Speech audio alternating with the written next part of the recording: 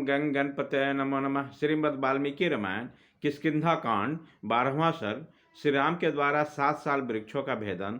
श्री राम की आज्ञा से सुग्रीव को किष्किंधा में आकर बाली को ललकारना और युद्ध में उससे पराजित होकर मतंग में भाग जाना। वहां से राम को उन्हें आश्वासन देना और गले में पहचान के लिए गज पुष्प ललिता डालकर उन्हें पुनः युद्ध के लिए भेजना। सुग्रीव को संतुर ढंग से कहे हुए इस वचन को सुनकर महातेजस्वी श्री राम ने उन्हें विश्वास दिलाने के लिए दूसरा धनुष हाथ में लिया। दूसरों का मान देने वाले श्री रघुनाथ जी यह भयंकर धनुष और एक बाण लेकर धनुष के टंकार से संपूर्ण दिशाओं को गुजारते हुए उस बाण को साल वृक्ष की ओर छोड़ दिया। उन बलवान वीर शिरोमणि के द्वारा छोड़ा गया वह स्वर्णभूषित बाण उन 7 साल वृक्ष को एक ही तरह बीतकर पर्वतों व पृथ्वी के 7 तलों को छेदता हुआ पताल में चला गया।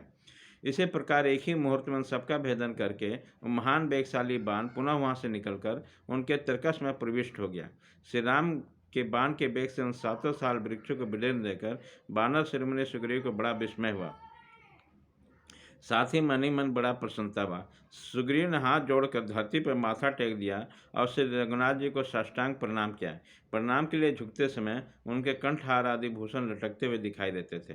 श्री राम के उस महान कर्म से अत्यंत प्रसन्न हो उसके सामने संपूर्ण अस्त्र वेताओं में श्रेष्ठ धर्मज्ञ सूरवीर श्री रामचंद्र जी से इस प्रकार कहा, पुरुष प्रबन भगवान, आप तो बाणों से भी समरंग इंद्र सहित देवताओं का वध भी करने में समर्थ है, फिर बाली को मारना आपके लिए कौन सी बड़ी बात है। काकुस, जिसने 7 बड़े बड़े साल वृक्ष पृथ्वी पर्वत और पृथ्वी को एक ही बाण से विलीन कर डाला, उसके समक्ष युद्ध के महाने पर कौन ठहर सकता है। महेंद्र और वरुण के समान पराक्रमी आपको सुहृद के रूप में पाकर आज मेरा शोक दूर हो गया। आज मुझे बड़ी प्रसन्नता हुई। कुकुस कुलभूषण, मैं हाथ जोड़ता हूँ, आप आज ही मेरा प्रिय करने के लिए उस बाली का, जो भाई के रूप में मेरा शत्रु है, वध कर डालिए। सुग्रीव श्री रामचंद्र जी के लक्ष्मण के समान प्रिय हो गए।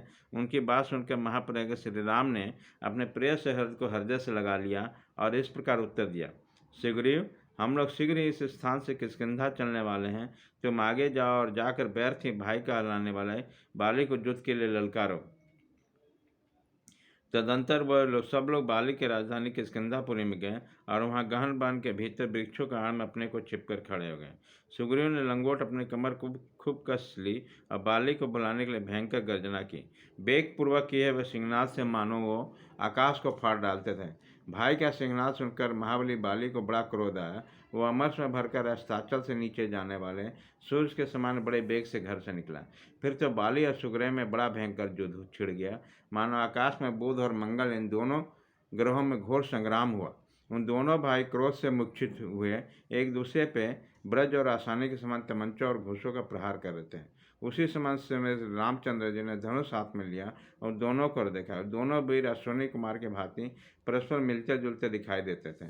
श्री रामचंद्र जी को यह पता नहीं चला इसमें सुग्रीव कौन है और कौन बाले, इसलिए उन्होंने अपना वह प्रांतकारी बाण छोड़ने का विचार स्थगित कर दिया।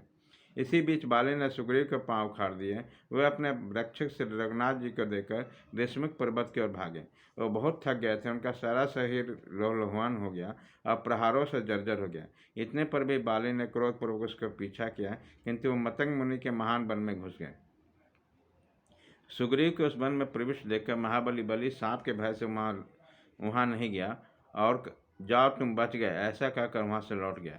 इधर से रघुनाथ जी भी अपने भाई लक्ष्मण और श्री रघुनाथ जी के साथ उस समय वन में आ गए जहाँ बानर सुग्रीव विद्यमान थे।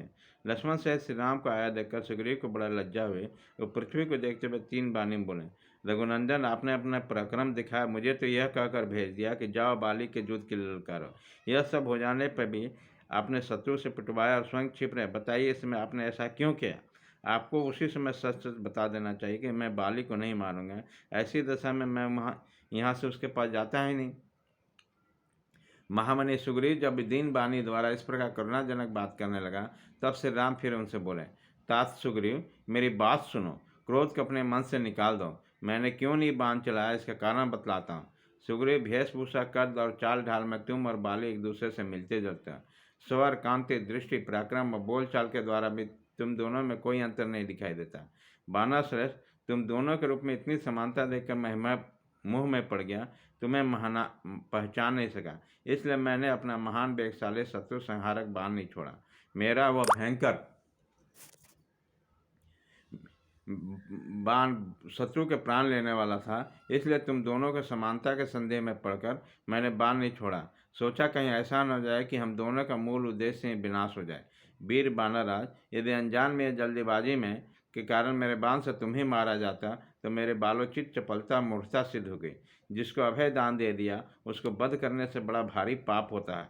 यह एक अद्भुत पातक है। इस समय मैं लक्ष्मण और सुंदरी सीता सब तुम्हारे अधीन है। इस वन को तुम ही हम लोगों के आश्रय हो, इसलिए बानरराज शंका न करो, पुनः चलकर युद्ध आरंभ करो। तुम इस मुहूर्त पर बाली का मेरे एक ही बाण का निशाना बनकर धरती पर लौटना देखोगे। बानेश्वर, अपनी पहचान के लिए तुम कोई चिन्ह धारण कर लो, जिससे द्वंद्व युद्ध में प्रवृत्त होने पर मैं तुम्हें पहचान सकूं।